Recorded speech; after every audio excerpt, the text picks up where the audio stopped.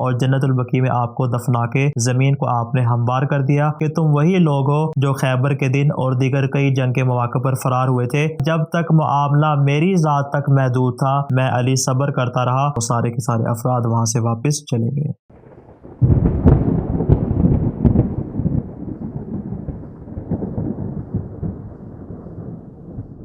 بسم اللہ الرحمن الرحیم۔ جب سیدہ عالم جناب فاطمۃ الزہرا سلام اللہ علیہا کی شہادت دل سوز ہوئی تو آپ نے رحلت سے پہلے اور شہادت سے پہلے امیر کائنات سے فرمایا، اے یا علی میں آپ سے حاجت رکھتی ہوں۔ تو امیر کائنات نے ارشاد فرمایا، اے دختر رسول آپ کی جو بھی حاجت ہوگی میں علی ان تمام حاجات کو پورا کروں گا۔ بی بی نے فرمایا، یا علی میں آپ کو خدا اور محمد کی قسم دے کر کہتی ہوں کہ میرے جنازے میں وہ دو افراد ہرگز نہ آئے کہ جنہوں نے مجھے اذیت و تکلیف پہنچائی ہے، اور میں آج کے روز آپ سے اس حدیث کو ہرگز نہ چھپاؤں گی جو کہ میرے بابا رسول خدا نے بیان فرمائی تھی کہ انہوں نے کہا، اے فاطمہ اہل بیت میں سے سب سے پہلے آپ وہ ہستی ہوں گی جو مجھ سے ملاقات کریں گی، اور میں آپ کی ناراضگی کو ہرگز پسند نہیں کرتا، یعنی آپ جس سے ناراض ہو میں ان افراد کو ہرگز پسند نہیں فرماتا۔ اور بی بی کی جب شہادت ہوگی تو وہ دونوں افراد کی جن کے متعلق بی بی نے وصیت کی تھی امیر کائنات کے پاس آئے اور کہا، یا علی ہم دختر رسول کی تعزیت آپ کو پیش کرتے ہیں، بتائیے کس وقت ان پر نماز جنازہ ادا کی جائے گی۔ جیسے امیر کائنات نے سن کر کہا کہ میں صبح کے انتظار میں ہوں، انشاءاللہ یہ عمل صبح کو انجام دیا جائے گا۔ وہ افراد وہاں سے چلے گئے اور شب کے وقت امیر کائنات نے بی بی کا جنازہ اٹھایا اور جنت البقیع میں آپ کو دفنا کے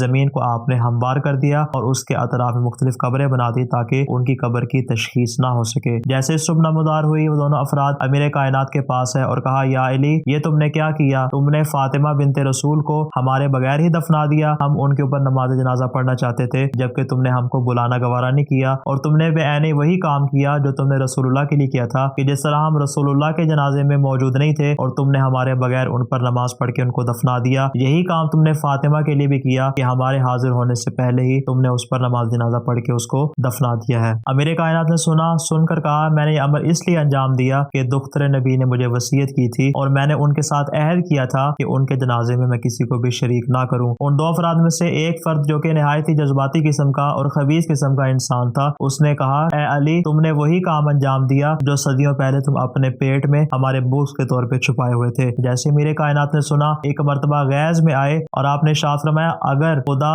اور کتاب خداوندی کا یہ قول نہ ہوتا تو خدا کی قسم میں تمہیں بتاتا کہ تم وہی لوگ ہو جو خیبر کے دن اور دیگر کئی جنگ کے مواقع پر فرار ہوئے تھے، اور اس طرح فرار ہوئے تھے کہ تم نے رسول کو تنہا چھوڑ دیا تھا اور اس کے بعد خدا کی جانب سے تمہیں ایک لمحے کے لیے بھی توبہ کی توفیق حاصل نہ ہوئی۔ اس کے دوسرے ساتھی نے اس کو خاموش کروایا مگر وہ خاموش نہ رہا، اس نے تلوار باہر نکالی اور کہا کہ جاؤ اور مدینے کی خواتین کو بلا کر لاؤ، میں ان قبروں کو کھدواؤں گا اور فاطمہ بنت رسول کو باہر نکال کر جب تک اس کے اوپر نماز نہیں پڑھ لیتا تب تک میں سکون سے نہیں بیٹھوں گا۔ جیسے یہ میرے کائنات نے سنا ایک مرتبہ مولا نے اپنی ذوالفقار کو بے نیام کیا اور فرمایا، جب تک معاملہ میری ذات تک محدود تھا میں علی صبر کرتا رہا اور میں نے ذرا برابر بھی نہ بری اور تم سے کسی بھی معاملے پر میں نے کوئی بات نہ کی، مگر اب جبکہ فاطمہ بنت محمد کا معاملہ ہے میں ہرگز برداشت نہیں کروں گا کہ تم ان کی نبش قبر کرو اور ان کے جسد خاکی کی توہین کرو۔ اب جب اس غیظ و غضب کے عالم میں انہوں نے علی بن ابی طالب کو دیکھا تو اپنے ارادے سے باز آ گئے، اور وہ اور اس کے ساتھی اور جتنے ان کے افراد جنت البقیع میں اس ارادے سے آئے تھے کہ جسد جناب فاطمہ الزہرا کی توہین کرے، وہ سارے کے سارے افراد وہاں سے واپس چلے گئے۔